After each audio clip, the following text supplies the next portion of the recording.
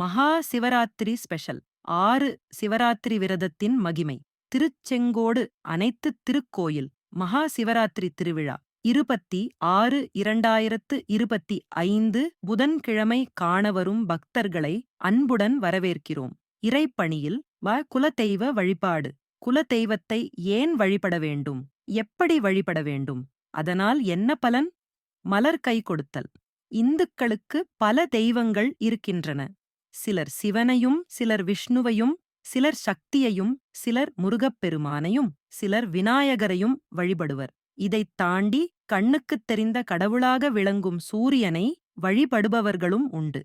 இந்த 6 பிரிவினரையும் ஒருங்கிணைத்தே ஆதிசங்கர் சனாதான தர்மத்தை உருவாக்கினார். இவை யாவற்றையும் விட உயர்வானது, உன்னதமானது குலதெய்வ வழிபாடு. குலதெய்வம் என்பது நம் குலத்தை, அதாவது நமது பரம்பரையை குறிப்பதாகும். நமக்கு முன் பிறந்த அனைவருமே முன்னோர்கள்தான். ஆனால் நமக்குரிய முன்னோர்கள் நம் தந்தை வழி பாட்டன் பாட்டிமார்கள்தான். இந்தத் தந்தை வழி பாட்டன்மார் வரிசையில் மிகப்பெரிய ஒழுங்கு ஒன்று இருப்பதை கூர்ந்து கவனித்தால் உணரலாம். அதுதான் கோத்திரம் என்னும் ஒரு ரிஷியின் வழிவழிப்பாதை. பிற கோத்திரத்தில் இருந்து பெண்கள் வந்து இந்த வழிவழிப்பாதையில் நம் தாத்தாக்களின் வாழ்க்கைத் துணையாக கைப்பிடித்திருப்பார்கள். எக்காரணம் கொண்டும் ஒரே கோத்திரத்தில் பெண் சம்பந்தம் ஏற்பட்டிருக்காது. இதனால் ரிஷி பரம்பரையானது சங்கிலிக் கண்ணி போல அறுபடாமல் வந்த வண்ணம் இருக்கும். அடுத்து இவர்களின் நட்சத்திரம், உடலமைப்பு, குணங்கள் வேறாக இருக்கும். ஆனால் கோத்திர வழி மாறாது. நம் குலதெய்வத்தின் சாநித்தியத்தில் கைகூப்பி நின்றிருப்பார்கள். தலைமுடி காணிக்கை கொடுத்திருப்பார்கள். காது குத்தும் செயல்பாடுகளும் நடந்திருக்கும். இவ்வுலகில் உள்ள பல கோயில்களுக்கு அவர்கள் சென்றிருக்கலாம். ஆனால் குலதெய்வக் கோயிலுக்கு நாம் பக்தி என்கிற ஒன்றை அறிவதற்கு முன்பே நம் தாய் தந்தையரால் அங்கு கொண்டு செல்லப்பட்டு வணங்க வைக்கப்பட்டிருப்போம். இதன்படி பார்த்தால் குலதெய்வ சந்நிதியில் சென்று நாம் நிற்கும் போது நம் பரம்பரை வரிசையில் போய் நிற்கிறோம். இந்த வரிசை தொடர்பை வேறு எந்த தெய்வத்தாலும் உருவாக்க முடியாது. அது மட்டுமல்ல, ஒரு மனிதனின் பிறப்புக்குப் பின்னே இப்படியொரு பரம்பரை வரிசை இருப்பதை நினைக்கத் தெரியாமல், அதிகபட்சம் 2 பாட்டன் பாட்டி பெயருக்கு மேல் தெரியாமல் பெரும்பாலோரின் வாழ்க்கைப் போக்கு உள்ளது. ஒவ்வொரு குடும்பத்திற்கும் அந்த இறைசக்தி குலதெய்வமாக அவர்களுக்கான ஒரு பெயரில் வெளிப்படுகிறது. இல்லை, வெளிப்பட வழிவகை செய்யப்பட்டது, அதுவும் நம் முன்னோர்களால். அவர்கள் யார்? நம்முடைய தொடக்கங்கள். நாம் யார்? அந்தத் தொடக்கத்தின் தொடர்ச்சி. மொத்தத்தில் நாம் வேறு, அவர்கள் வேறு இல்லை. இந்த வழிவழிப்போக்கில் ஒருவர் மூட்டை மூட்டையாக புண்ணியத்தை கட்டியிருக்கலாம், இன்னொருவர் பாவம் பண்ணியிருக்கலாம். நாம் அங்கே போய் நின்று நம் பொருட்டு பிரத்யேகமாக வெளிப்படும் அந்த இறைசக்தியைத் தொழும்போது அவர்களும் பித்ருக்களாக விண்ணிலிருந்து பார்க்கிறார்கள். நாமும் ஆசீர்வதிக்கப்படுகிறோம். இது எத்தனை தூரப் பார்வையோடு வடிவமைக்கப்பட்ட ஒரு விஷயம்! ஆகவே குலதெய்வத்தை வழிபடும். ஒரு ஊரில் அரசன் வாழ்ந்து வந்தான். அவனுக்கு ஒரு மந்திரி இருந்தான். அரசவையில் மிகவும் நெருங்கிய நண்பனாக இருந்தான். அந்த மந்திரிக்கு 2 மகன்கள். ஒருவன் பெயர் பாலன், மற்றவன் பெயர் வேதநெறி. இருவரும் மந்திரியின் சொல் பேச்சை கேட்காமல் தன்னுடைய இஷ்டம் போல வாழ்பவர்கள்.